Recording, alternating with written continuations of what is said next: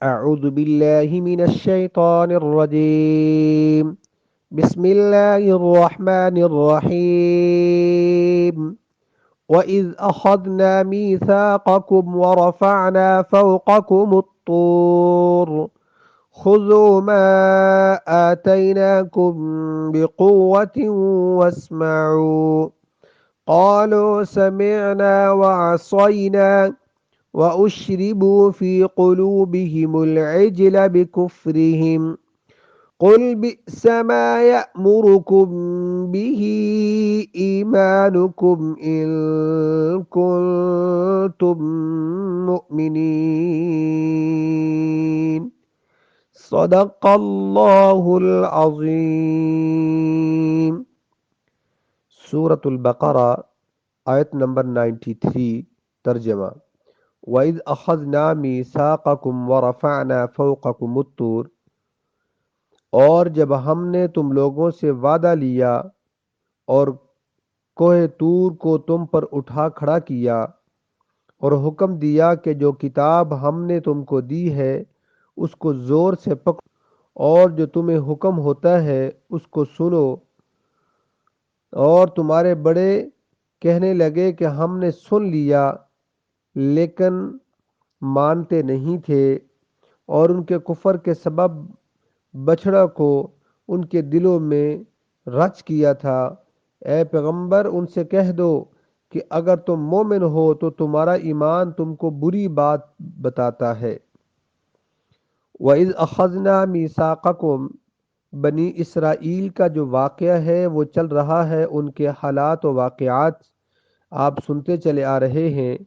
یہ بھی ان کی ایک خباثت کا ذکر ہے کہ وَإِذْ أَخَذْنَا مِيثَاقَكُمْ وَرَفَعْنَا، رب العالمین نے جب ان کو کتاب تورات دی اور ان سے کہا کہ خذوا ما آتیناکم بقوۃ واسمعوا، ان سے کہا کہ اس کتاب کو پکڑو اور مضبوطی کے ساتھ، بقوہ کا معنی مضبوطی کے ساتھ اس کو پکڑو۔ یہاں مضبوطی کے ساتھ کتاب کو پکڑنے کا مطلب یہ ہے کہ اس پر عمل کرو۔ تو قالوا سمعنا، انہوں نے مضبوطی کے ساتھ اس کو پکڑو، واسمعوا اور سنو۔ تو قالوا سمعنا، انہوں نے کہا کہ ہم نے سن لیا، وعصینا نافرمانی کی۔ اصل میں یہ دونوں لفظ لکھے تو اکٹھے گئے ہیں لیکن یہ دونوں الگ الگ ہیں۔ کیا کہ جب حضرت اللہ رب العالمین نے موسیٰ علیہ السلام کو تورات کتاب عطا فرمائی اور حکم دیا کہ یہ کتاب اپنی قوم میں لے کر جاؤ، جب قوم کے پاس لے کر گئے تو انہوں نے ماننے سے انکار کر دیا۔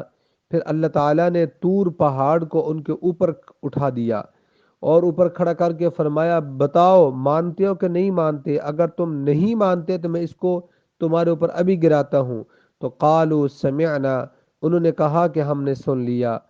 اور پھر اس کے بعد جب طور پہاڑ ہٹ گیا تو وعصینا، کہ انہوں نے نافرمانی کی۔ اگر لکھے اکٹھے گئے ہیں بٹ یہ دونوں الگ الگ بولے تھے۔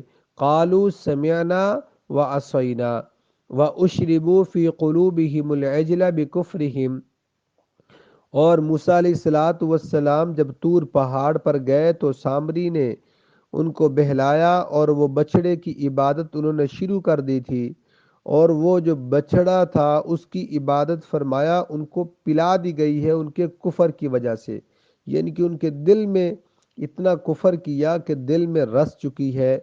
قل بئس ما یأمرکم بہ ایمانکم، اس کے آگے کیا فرمایا کہ تم یہ کہتے ہو کہ ہم تو مومن ہیں، ایمان لاتے ہیں تورات پر، اگر تمہارا یہ ایمان لانا تورات پر ہے تو پھر یہ بہت برا ایمان ہے جو تم بات کہہ رہے ہو۔ کیوں کہ اللہ کی بھی نافرمانی کرتے ہو، اللہ کے رسول صلی اللہ علیہ وآلہ وسلم کی بھی تم نافرمانی کرتے ہو، اور تورات کا بھی انکار کرتے ہو۔ لہٰذا یہ جو ایمان ہے، ایمان تو وہ ہوتا ہے کہ جو اللہ کا محبوب بندہ بنا دے، تم تو اس کی نافرمانی کرتے ہو تو تمہارا ایمان تو نہ ہوا۔